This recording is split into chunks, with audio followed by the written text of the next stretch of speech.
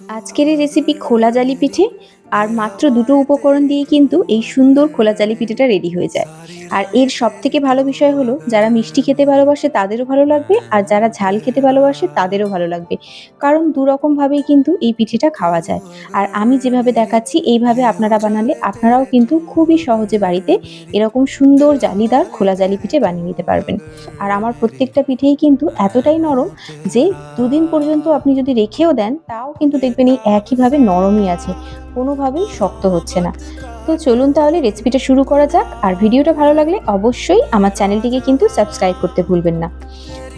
আমি পিঠেটা বানাবার জন্য প্রথমেই এখানে চালের আটা নিয়ে নিয়েছি 3 কাপ পরিমাণ, তার সাথে হাফ কাপ পরিমাণ ময়দা মিশিয়ে নিয়েছি। আচ্ছা, আপনারা যদি বাড়িতে চালের আটা বানাতে চান সেক্ষেত্রে কিন্তু আতপ চালটাকে ভালো করে পিষে নিয়ে তারপরে সেটাকে থেকে চেলে নিতে হবে, যাতে মিহি পাউডার মতো আটাটা বেরিয়ে যায়। আচ্ছা, তারপর এর মধ্যে আমি অল্প একটু নুন দিয়েছি, দিয়ে নর্মাল টেম্পারেচারের জল দিয়ে অল্প অল্প করে দিচ্ছি আর মেখে নিচ্ছি। আমরা কিন্তু একটা পাতলা ব্যাটার রেডি করব, কিন্তু প্রথমেই একসাথে অনেক জল ঢেলে দেব না, সেক্ষেত্রে কিন্তু আটাটা মাখতে অসুবিধা হবে। এর মধ্যে লাম্পস থেকে যাবে, দানা দানা ভাব থেকে যাবে। আর এইভাবে যদি একটু গাঢ় করে ভালো করে এরকম ফাটিয়ে ফাটিয়ে যেভাবে আমি মাখছি এভাবে মেখে নেন, সেক্ষেত্রে দেখবেন একদম স্মুথ ব্যাটারের মতো রেডি হয়ে গেছে। এর মধ্যে কোনো ঢেলা ভাব দানা ভাব কিচ্ছু নেই। এই সময় আমি যখন পুরোপুরি মিশে গেছে এর মধ্যে জল অ্যাড করছি আর ভালো করে মিশিয়ে নিচ্ছি। এটাকে অনেকটাই কিন্তু পাতলা করতে হবে, মানে ধরে নিন যতটা পরিমাণ আমরা চালের আটা নেব তার সাথে আমি এখানে তার 2.5 থেকে 3 গুণ পরিমাণ বেশি জল নিতে হবে। আর এখন দেখুন কতটা পাতলা হয়েছে। চামচের পেছনে আমি আঙুল দিয়ে দাগ কেটে দেখাচ্ছি কতটা পাতলা আপনাদের বোঝানোর জন্য। একদম পাতলা একটা ব্যাটার রেডি করেছি, আর এটাকে আমি 20-30 মিনিট মতো রেস্টে রেখে দেবো।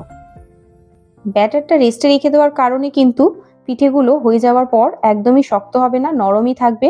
2-3 দিন রেখে দিলেও একইভাবে নরম থাকবে। আর এখানে যখন আমার প্রায় 30 মিনিট মতো হয়ে গেছে তখন আমি তাওয়ার মধ্যে হালকা করে একটু সাদা তেল ব্রাশ করে নিয়েছি।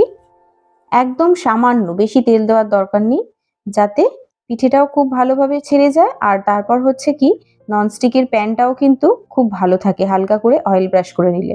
আর এইভাবে আমি যখন দেখতেই পেলেন চারিদিকে ছড়িয়ে দিয়ে দিলাম, দেওয়ার পর 30 থেকে 40 সেকেন্ডের মধ্যেই কিন্তু পিঠেটা সেদ্ধ হয়ে যাবে। বেশি সময় একদমই লাগে না, কারণ এটা ভীষণ পাতলা থাকে। আর দেখবেন আস্তে আস্তে কানাগুলো অটোমেটিক নিজে থেকেই ছেড়ে উঠে আসছে। সেই সময় আমি এইভাবে তুলে উল্টো সাইডটাও আপনাদেরকে দেখাচ্ছি। দেখুন কত সুন্দর একটা রং এসেছে, আর একদম সম্পূর্ণ জালিদার, জাল জাল ভর্তি। এই পিঠেটায় কিন্তু এমন কিছু বেশি